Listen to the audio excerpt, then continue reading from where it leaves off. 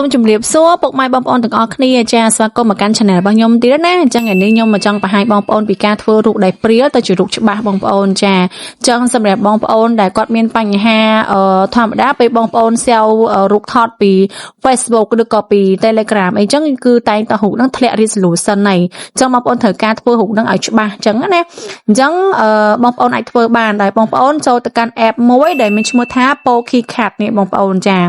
អញ្ចឹងនៅពេលដែលបងប្អូនចូលទៅដល់ក្នុង app ហ្នឹងបងប្អូនដែលអត់ទាន់មានអាចធ្វើការ download បានណាហើយបងប្អូនធ្វើការ log in ចូលទៅក្នុង app ហ្នឹងសិនទៅប្រើប្រាស់បានណាអញ្ចឹងនៅពេលដែលបងប្អូនចូលទៅដល់ app ហ្នឹងហើយបងប្អូនទៅរកជាមួយនឹងពាក្យថា enhancer បងប្អូនហ្នឹងហើយអញ្ចឹងពាក្យ enhancer ហ្នឹងគឺវាមានទីតាំងនៅកន្លែងនេះណាបងប្អូនណានេះហ្នឹងហើយខ្ញុំធ្វើការចុចពីលើបន្ទាប់ពីចូលកន្លែងហ្នឹងហើយបងប្អូនធ្វើការ add រូបថតដែលព្រាលអត់ច្បាស់ដែលបងប្អូន share មកមិញហ្នឹងណាហ្នឹងហើយធ្វើការ add ជាមួយរូបអត់ច្បាស់ព្រាលហ្នឹងចូលទៅហើយបងប្អូនធ្វើការរងចាំវាបន្តិចដើម្បីឲ្យវា generate ឲ្យយើងអញ្ចឹងណា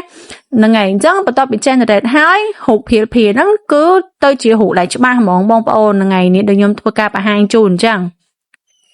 ចឹងអស់បញ្ហាទៀតហើយសម្រាប់បងប្អូនដែលគាត់ធ្វើការ share ឬក៏ download រូបចេញពី app ណាមួយដែលអត់ច្បាស់ដែលព្រាលអញ្ចឹងបងប្អូនអាចចូលមកកាន់ app នេះបានដើម្បីធ្វើការបំលែងរូបភាពរបស់យើងពីអត់ច្បាស់ព្រាលហ្នឹងមកច្បាស់បានបងប្អូនហ្នឹងហើយអញ្ចឹងគឺអស់បញ្ហាណាបងប្អូនអាចសាកល្បងធ្វើបានទៅតាម app ដែលខ្ញុំបានប្រាប់បងប្អូននេះហ្នឹងហើយអូខេបន្ទាប់ពីយើងនេះហើយបងប្អូនចុចសញ្ញាព្រួយនេះទៅហើយចុចពាក្យថា Save to Gallery ទៅរួចរាល់ហើយបងប្អូនអញ្ចឹងរូបថតហ្នឹងគឺវានឹងលោតចូលទៅក្នុងកន្លែង Gallery Photo របស់យើងអរគុណច្រើនបងប្អូនទាំងអស់គ្នាចាំជួយ Subscribe ឲ្យខ្ញុំមួយផងណាខ្ញុំនឹង